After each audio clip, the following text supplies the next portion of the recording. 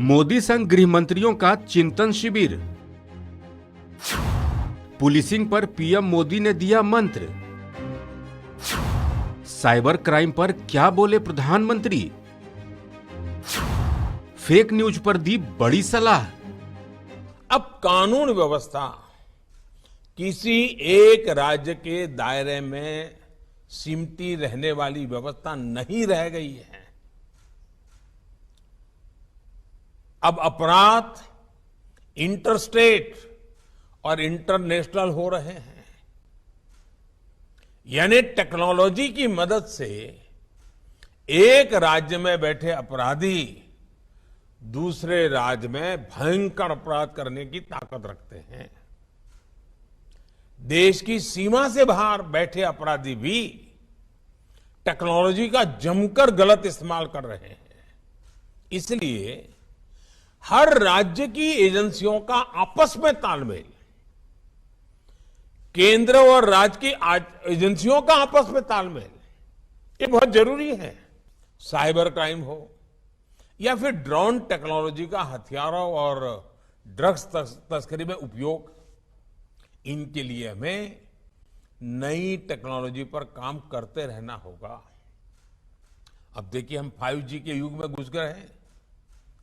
तेजी से 5G पहुंचने वाला है।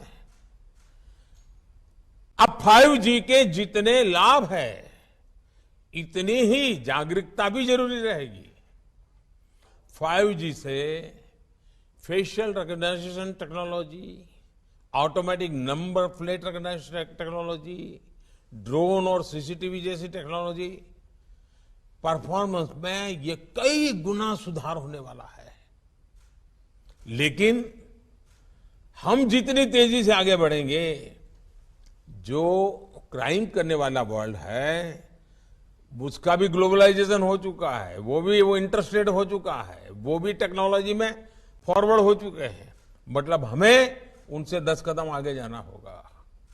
हमें हमारी कानून व्यवस्था को भी स्मार्ट बनाना, इसके लिए बहुत ही आग्रह से काम करना पड़ेगा। सामान्य नागरिक की सुरक्षा के लिए, लॉ अबाइडिंग सिटीज के अधिकारों के लिए ऐसी किसी भी नकारात्मक शक्तियों के खिलाफ कठोर से कठोर बर्ताव ही हमारी जिम्मेवारी है। कोई उदारता नहीं चल सकती है जी। क्योंकि आखिरकार जो लॉ अबाइडिंग सिटीजन है, जो कानून को मानने वाला व्यक्ति है, वो कहां जाएगा भाई।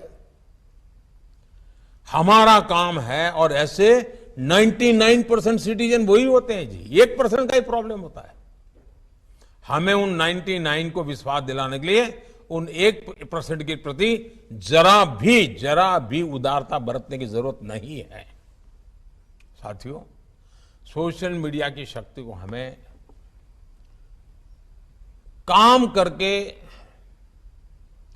क्या हो रहा है इतने मात्र से उसको आंकना नहीं चाहिए। एक छोटी सी फेक न्यूज पूरे देश में बड़ा बवाल खड़ा कर सकती है। हमें मालूम है, आरक्षण की ऐसी अफवाह फैल गई, फेक न्यूज चल दिया, क्या कुछ नुकसान झेलना पड़ा था देश को। 6-8 घंटे के बाद जब पता चला तो सब शांत हो गए, लेकिन तब तक तो नुकसान बहुत हो चुका था। और इसलिए लोगों को हमें एजुकेट करते रहना पड़ेगा कि कोई भी चीज आती है उसको फॉरवर्ड करने से पहले 10 बार सोचो भाई। कोई भी चीज आती है उसको मानने से पहले जरा वेरीफाई करो। और सारे प्लेटफॉर्म पर वेरिफिकेशन की व्यवस्था होती है। आपको 1-2-10 जगह पे 8 चक्कर लगाओगे तो कुछ ना कुछ नई वर्जन मिल जाएगा। ये हमें लोगों को एजुकेट करना होगा। हमें ऐसी फेक वर्ल्ड से ड्रिवन सोसाइटी, उसी से डरी हुई सोसाइटी, उसी से ड्राइव होने वाली सोसाइटी, इसके बीच में एक बहुत बड़ी शक्ति हमें खड़ी करनी होगी, टेक्नोलॉजिकल शक्ति खड़ी करनी होगी।